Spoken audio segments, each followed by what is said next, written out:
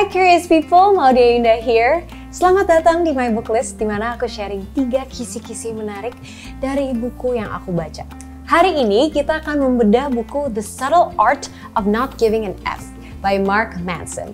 Mark Manson adalah seorang penulis New York Times bestseller asal Amerika di genre self-help. Dan Mark Manson ini sangat terkenal dengan life advice-nya yang bisa dibilang science-based, pragmatic, dan apa adanya. Kalau kalian baca-baca reviews buku ini, banyak yang bilang buku ini tuh penuh dengan life advice that doesn't suck. Dan buku ini udah banyak banget di request sama curious people, so I'm really excited to get into it. Yuk ke insights. Insight pertama, cari masalah yang menyenangkan. Siapa di sini yang sering ngerasa, duh kok banyak banget ya masalah di hidup ini. Ternyata menurut penulisnya, hidup ini tuh bisa dibilang sebuah endless series of problems. Tumpukan masalah yang gak ada ujungnya. Karena faktanya masalah di hidup kita itu gak akan pernah habis. Melainkan cuman berganti atau jadi lebih besar aja. Nah, untuk menghadapi masalah-masalah ini, penulisnya memberikan 2 cara. Yang pertama mungkin agak terdengar menyebalkan, tapi hadapin aja masalahnya satu persatu. Biasanya kita lebih memilih untuk menghindari masalah karena kita nggak punya keberanian dan kepercayaan bahwa kita tuh sebenarnya bisa menghadapinya.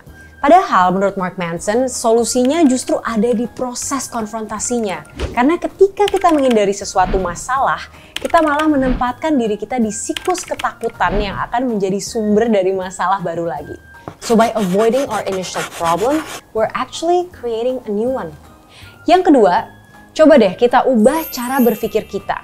Mindsetnya dari gimana sih cara menghilangkan masalah ini menjadi apa ya masalah yang membuatku excited.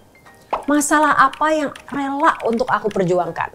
Manson berpendapat kalau sebenarnya ada beberapa masalah di hidup kita yang sifatnya tuh illusion. Membuat kondisi jadi terasa overwhelming, messy, and knotted. Nah, dengan mengubah mindset kita seperti itu, kita jadi punya kebebasan untuk menentukan arti suatu masalah untuk hidup kita sendiri. Dan seberapa signifikan dampaknya bagi hidup kita. Sebenarnya, problems are inevitable, but what they mean is flexible. Insight kedua, simpan energi kamu untuk hal-hal yang memang penting. Jadi ada satu quote di buku ini yang menurut aku bagus dan sangat menggambarkan esensi dari bukunya. Don't say F it to everything in life, just to the unimportant things. Jangan bersikap bodoh amat ke semua hal, tapi ke hal-hal yang emang kurang penting aja. Kayak misalnya di umur 20-an ada kecenderungan kita menganggap semua hal penting dan kita ingin berubah mengikuti ekspektasi dan omongan orang lain. Karena di umur itu mungkin kita masih dalam proses mencari identitas diri juga. Tapi seiring proses pendewasaannya, penulisnya mengajak kita untuk lebih selektif dalam memilih hal-hal yang kita pedulikan. Because chances are, the little things that we are hyper-fixated on in our 20s have little lasting impact on our lives. Dengan begini, pasti hidup kita akan terasa lebih simple. But for the author, that's what maturity is. Pendewasaan dicapai pada saat kita peduli hanya ke hal-hal yang benar-benar patut dipedulikan. Kalau untuk penulisnya, hal yang dia prioritaskan adalah keluarga, pertemanan, and his golf swing. Dan kalau aku mungkin relationships dengan orang terdekat, belajar, dan berkarya yang ada dampaknya. Nah, kalau untuk kalian gimana? Have a think about it. Insight ketiga, take pleasures in the ordinary. Emang gak bisa dipungkiri bahwa hal-hal besar seperti mendapatkan kerjaan impian kita atau liburan ke luar negeri itu selalu lekat diasosiasikan dengan kebahagiaan. Sampai kadang kita lupa bahwa sebenarnya momen-momen kecil seperti baca buku yang kita suka, reconnecting dengan teman lama, makan di tempat kesukaan kita, itu juga sebenarnya bisa jadi sumber kebahagiaan. Sometimes it's about the small moments. Social media kadang-kadang membuat kita jadi lebih tahu tentang kehidupan orang lain dan achievements mereka. Dan akhirnya ini tuh membuat culture yang penuh kompetisi dan perbandingan.